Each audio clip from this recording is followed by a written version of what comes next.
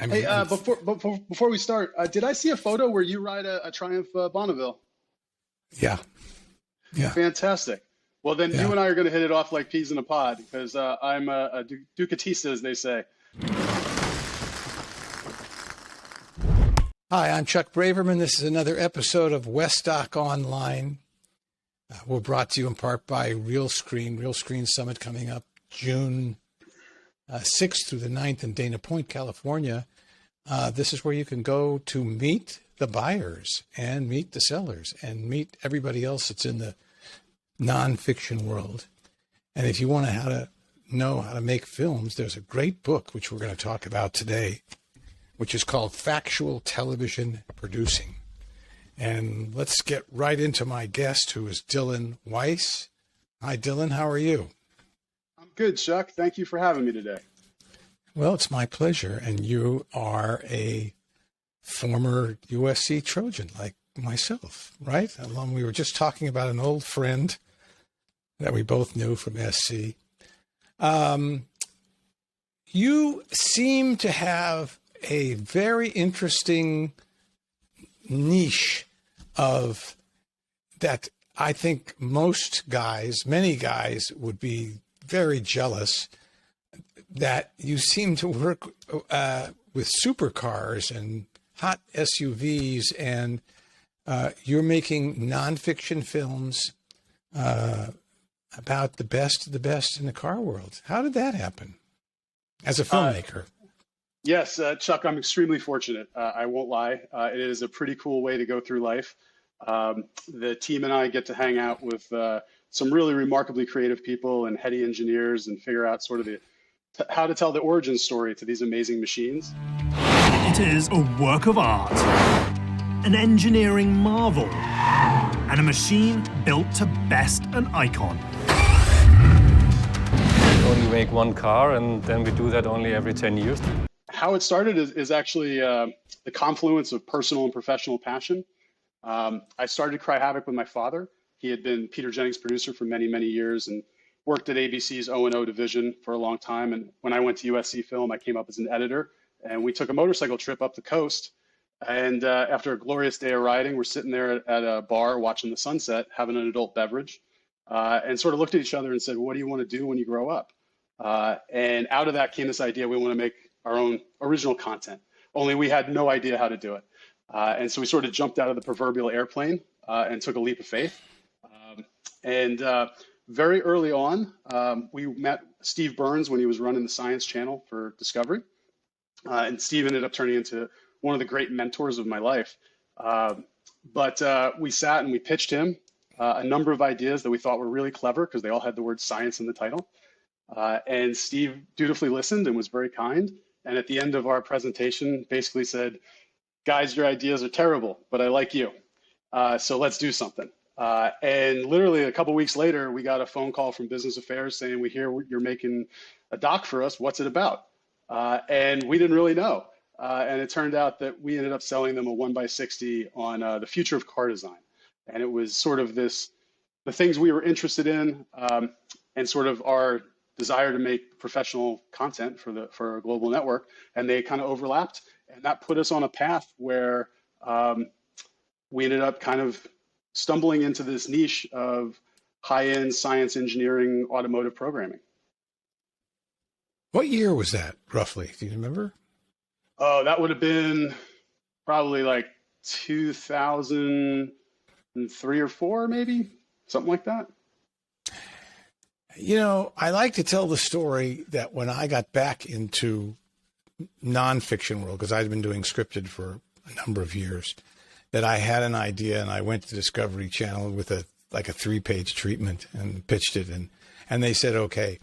And I like to say, like, that's a great story, and your story is great, and mine took place in I think 1999. But I don't think you can do that today at all. And so that's getting around to how to do it. And you have written a book. I'm going to hold up the book here. Let's see if this makes sense. Factual Television Producing. And it's a good sized book. And the reason, I got this book and I thought, this guy really opened the book about how to develop, sell, pitch, sell, produce, post, and do the whole thing in today's world. And you really have. I mean, the reason that I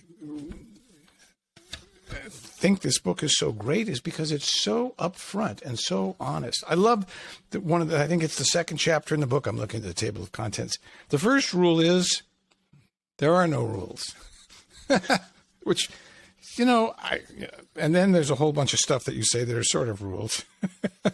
Don't settle for no. I mean, I love that one too, because I'm sure you've done this too. I remember going in and pitching a project at one of the major networks and getting turned down, and 6 months later went back with the same project with a different set of executives and sold the show.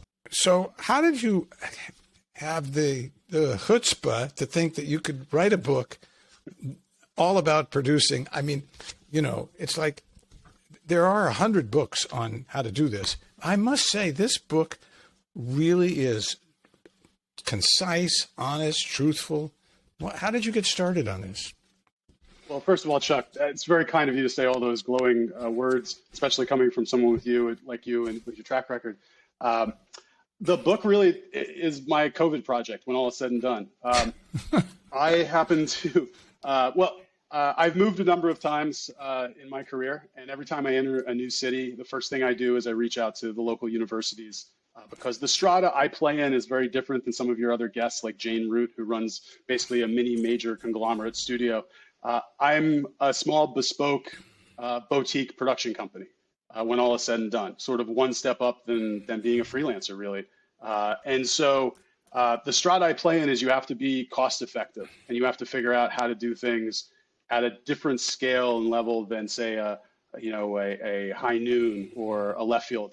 And so one of the things I'm always looking for is cost-effective talent, particularly young editors, right? Because one of the things I view myself as is sort of an educational opportunity, right? I'm looking for a young editor. I'm going to train them up in the things they need to know, and that's our trade. And then they go on to have a great career. And for my point with them, I get a cost-effective editor for a Nat Geo or Discovery show. So when I moved to Santa Barbara 8 years ago, I reached out to the local Santa Barbara film community. And Santa Barbara Community College has a rockin' film department. It's really, really strong. I was blown away. And so as part of that, I got to know the dean, Curtis Bieber, over there. And Curtis has a small advisory council, because I guess every year he needs to reach out to working professionals to find out what's going on in the industry so they can keep their accreditation and know what to teach to the students. And normally this group, it's 4 or 5 people. We get together once a year, have a beer or two, sit at the beach and talk about what's going on in the world we know. During COVID, we couldn't do that. So a number of questions were posed to us via email. I answered them very quickly while I was working on a project. And that night I thought to myself, man, I feel like there's still more that I want to say. And so I ended up continuing to write, and the next day kind of had the same thing and kept going. And it never started as let me write a manuscript and put a book together. It was just me trying to answer questions that had been asked to me. And from there, it sort of grew. And the next thing I knew, I realized I was actually kind of putting my philosophy down on paper, and I didn't really know who it was for. And then the next thing I knew, I blinked and there were a couple hundred pages. And I thought, okay, I kind of have an operating manual, if you will. And the more I thought about it, and certainly thought about my experience at USC Film, and granted, that was a long time ago at this point, a couple decades ago. But when I went to USC Film, there was a great deal. I mean, everybody thought they were the next Spielberg, right? There was a lot of discourse on how to make a movie. There was a fair amount of discourse on how to make a dramatic narrative episodic television series. There was no discussion about the factual market. There were no classes that I was aware of for factual television. You know, maybe there was like a traditional documentary, meaning like a 90-minute theatrical film, but nobody cared about television. And yet, because my dad was in TV, broadcast television, broadcast journalism, news, factual television made a lot of sense to me. And when I would click on the TV at night, that's what I was watching. And so it seemed like a natural fit for my personality type. And also, it seemed like a growth market. It seemed like it was exploding. Cable at that point was, lots of channels were being added. And so kind of extrapolating out of that, I thought to myself, well, this feels like a bit of a white space. I don't know what USC teaches today, but at least in my day, because there wasn't that discussion, I thought a young producer like myself, what would they want? What would they need? And so the more I kind of kicked it around and kept writing, the more I realized what I was putting together was a book that I thought was really good for anybody who was young in the industry and trying to aspire to one day become a producer. Was great for anyone in the educational market who had a question of like, how does this work? What are the mechanics? How do things like international distribution work?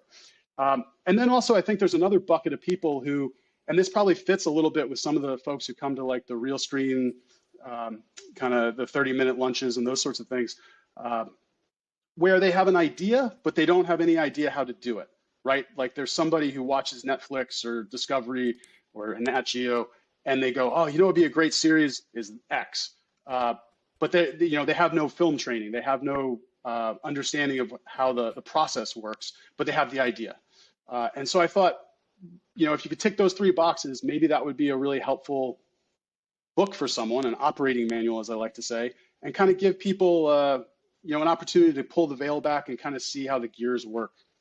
I'm not suggesting that I know everything. I'm not suggesting that I know every genre. I have a very specific knowledge, but I think a lot of the tool sets and toolbox that I use cross over to other genres and are applicable. And so that was sort of where it came from. And it wasn't an attempt to say, this is a Bible, but it was an attempt to say, here's what's worked for me over the years, and maybe it'll help you.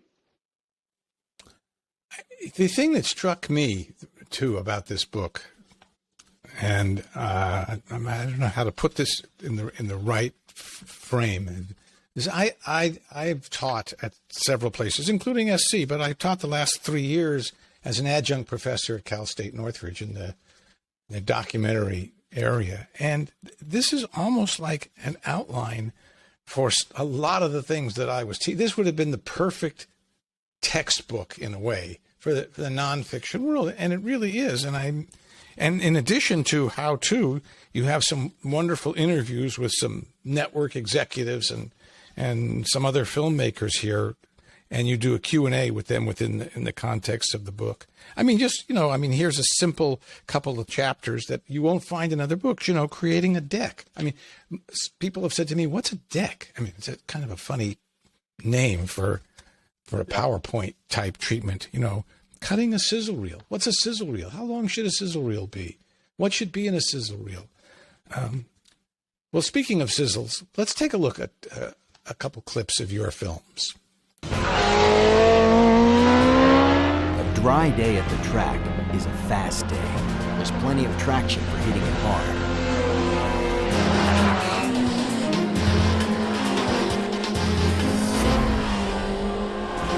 On the throttle or on the brakes. The placement of the pipes is form following function. Having the exhaust exit from the top of the machine allows both the V8 and the battery to occupy the same space without overheating. The top pipes are an extremely clever solution, and design-wise, it's really cool. We thought, what's the shortest way from the exhaust valves to the outside of the car?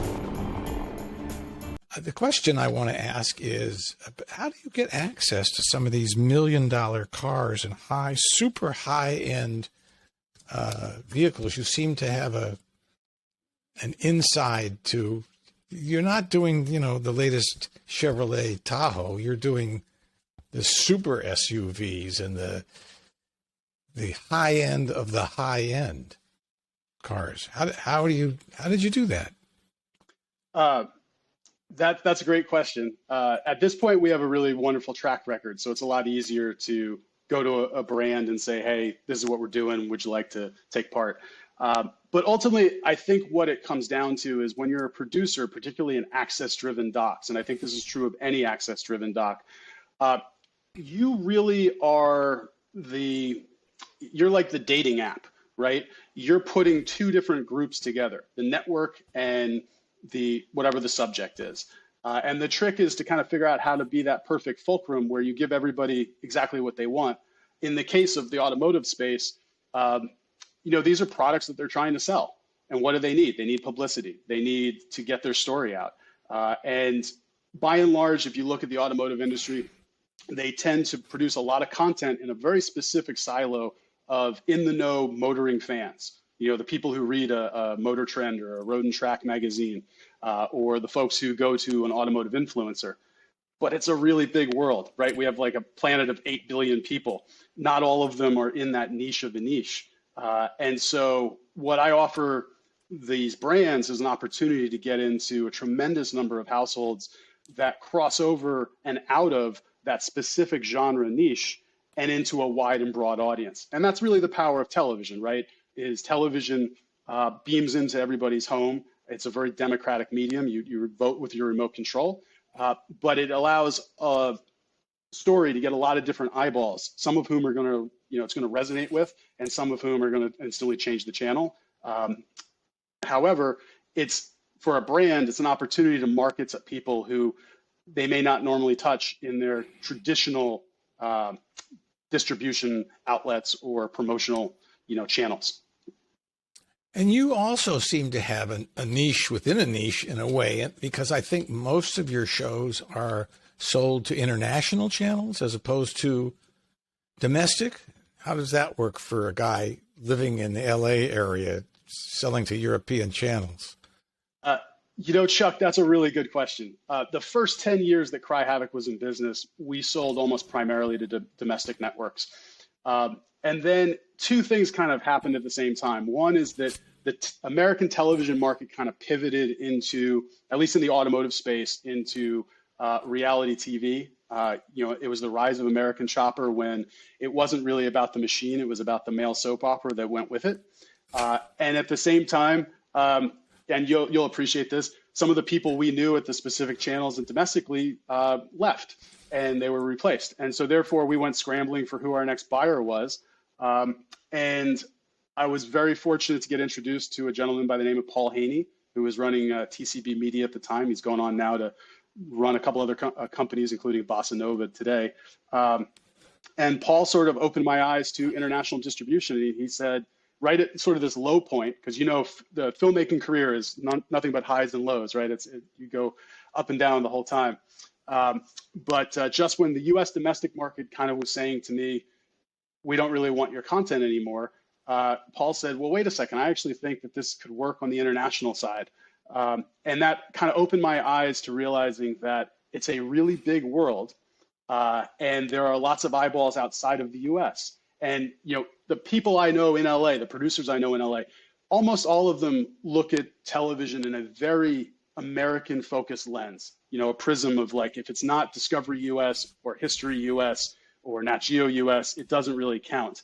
And yet there's actually more television households outside the US than there are in the US. And so what I realized was that there was this bigger, broader world out there, and it sent me down a path that I wasn't expecting to go down, but it turned out to be incredibly fulfilling, where you can sell. I mean, there's, like I say in the book, there's no one way to do it, but you can sell to, a big conglomerate that has lots of channels and lots of territories, or on the other end of the spectrum, you can piece it together territory by territory to get your project made. So there's no one way to do it, but there's a lot of options and opportunity. The other thing I really came to realize and love is that, internationally, our producing friends in the UK or in Australia, they have much different IP laws there.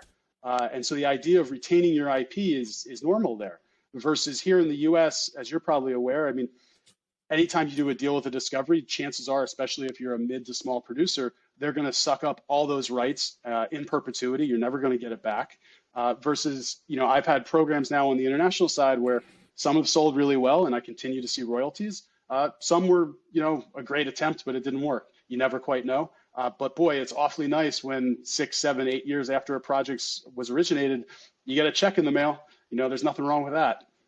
Well, you really have kind of hit a lot of the different notes here. And you reminded me, though, one thing we haven't talked about, and I'm not sure how much you talk about it in the book, is how the networks now are, and I think probably for a long time have been very focused on what they they think they know what they want until you tell them something different. But I remember going in and pitching the first time I went into Discovery in '99, and I think I had this idea. They had a show called, I forgot what it was called, On the Inside or something like that. And one of the shows was the building of a 747 and the building of a submarine and the doing of this and of that. And it was kind of a guy kind of a show. And I went and pitched them let's go to Mammoth or Aspen when they prepare for the coming winter, and they're building the new lift and they're prepping the new kids that are going to be on the ski slopes. And so when the first snow comes, it's like Broadway opening. And they listened very politely and smiled and said, "Mountains don't work on Discovery." Chuck, I think if you stay in this business long enough, you're going to hear all sorts of things that don't work, right? Like anything with a horse was bad for TV for years, and now Yellowstone's the biggest thing since sliced bread. So it never those rules. I don't know. I don't put a lot of stock into them. I think they're just. But you have to know when you go in there, at least what they think they're looking for. Now, for them, and he explained to me at the time that they thought of themselves at Discovery as more of a blue-collar channel. And if you remember, I remember going into the lobby of Discovery in Silver Springs, and in the lobby, what do you have mostly in a lobby? Most big companies, they have a nice reception desk and they might have a couch or something. No, they had a big custom Harley Davidson chopper from their show. You couldn't miss it. It was right there in the lobby, which said a lot about Discovery Channel at the time. So, to them, skiing was more of a white collar kind of a sport. It was kind of expensive. You had to go somewhere. You had to rent have a hotel room. Anyway, you learn quite a bit. And what I would say. Oh, forgive me, Chuck. What I was going to say is, I remember that lobby fondly because it had the like pinball thing going down and the giant dinosaur. Oh yeah. I think it really spoke to Discovery's sort of educational roots, if you would, which is a little different than when you go into the New York office today. It's definitely a different vibe. What I would say is that I think a lot of times when you ask networks what they want, I think a lot of times you place yourself behind the curve. Right, because the things they're articulating oftentimes are sort of what came up in the last meeting, and they're not necessarily what's coming. And I think that's the trick: is you have to sort of find. Well, that's the tough part. It's easy to turn on Discovery Channel and look at the shows, and or any of the channels, right?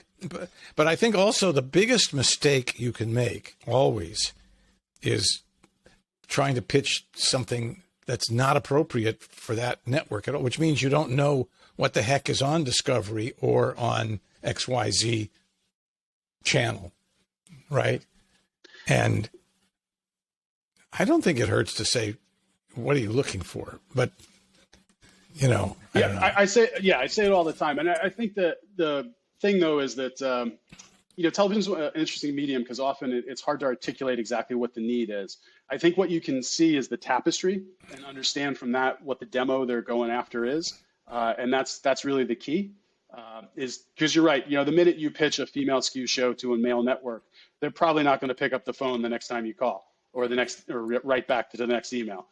So there's nothing wrong with being close, but it is a process, right? It is I've got a new series that I'm working on right now for Motor Trend. And it took a couple swings of the bat with them to understand exactly what their mindset was, and I think a lot of people go in and they think they have this one great idea and that's going to sell. And the reality is that one idea is really the start of a discussion. And chances are, most people don't sell the first idea they pitch to a specific network. Usually it's the beginning of the dialogue, and it takes 3 or 4 times pitching that same person at that same network till you really crack the code and understand exactly what it is they're after. I love to say, too, that ideas are cheap. And I can remember vividly, and I've told this story before, maybe on this show, I don't know. But I can remember as a child sitting around the dinner table with my mom and dad and my younger brother, Bart, who had come back from the library with a book he was reading. And my dad was in television also. And he announced at the dinner table. And so he must have been, 10 or less, maybe 9 or 10. I have a book. It would make a great television show. Everybody goes, ha, ha, ha. And this was in, I mean, I hate to date myself. This was in the 50s. And he said, it's called The Untouchables.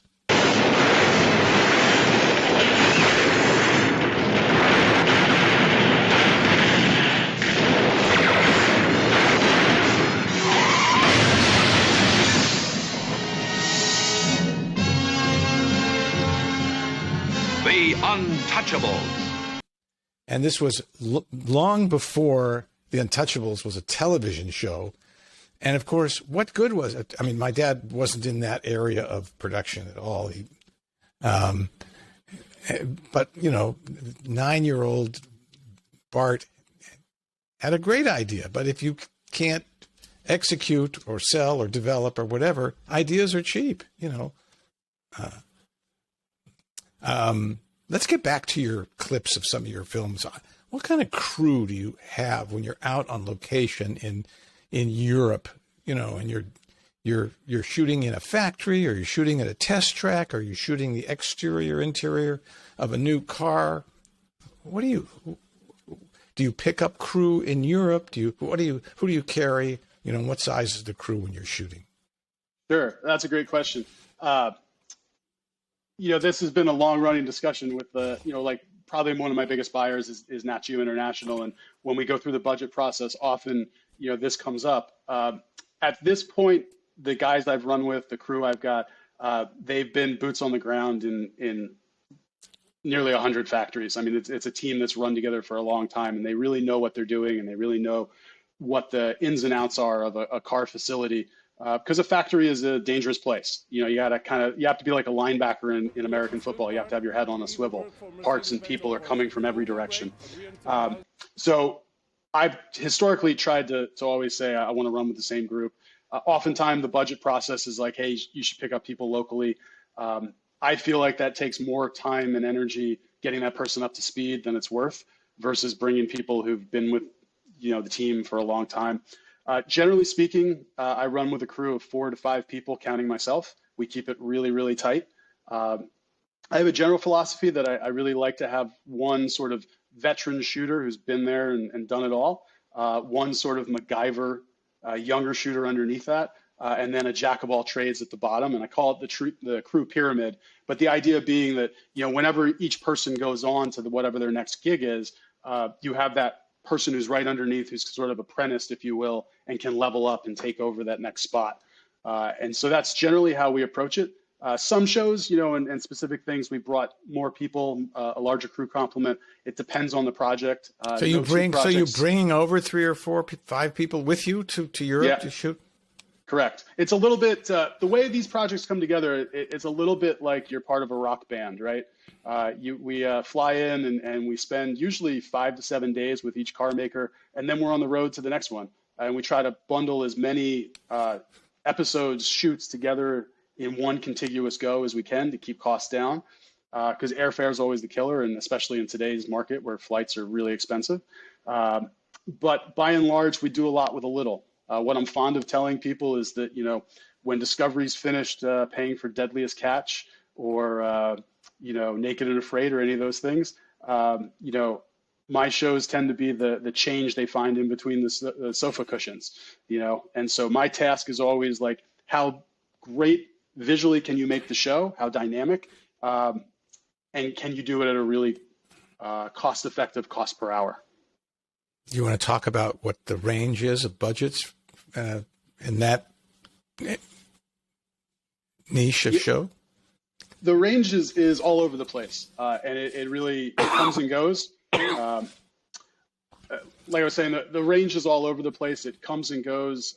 It really depends on where networks are at, where the world economy is at. I mean, with everything going on right now, I suspect if we go to a 3rd season of our Ultimate Supercar series with Nat Geo, like maybe it'll be a different financial situation. So there's never one way to do it. And what I would say is that, I think there are big producers who often say, oh, I can't get out of bed unless it's $300K an hour, or $400K, whatever it is. And I think there's a sweet spot where if you can be more resourceful, you have a lot more opportunity. And so I try to look at each project with fresh eyes and say, okay, what do we have to work with and what's possible? You didn't answer my question, though. I sure didn't. You don't have to if you don't want to. I'm just seeing what. Okay. Yeah, I'll keep that one a little tight. But. Sometimes I'm surprised. I ask a lot of filmmakers, what was the budget for your show? And these are, documentary features. And sometimes, 9 out of 10 times I get a pretty good answer. I mean, I don't say exactly what is the budget, but what's the area? And, sometimes they come up with a startlingly low number that they shot, because, the person shot themselves, they cut themselves, and they spent $27.50, or sometimes it's $1.6 million, or something like that. And I'm shocked at the other end so I have to ask.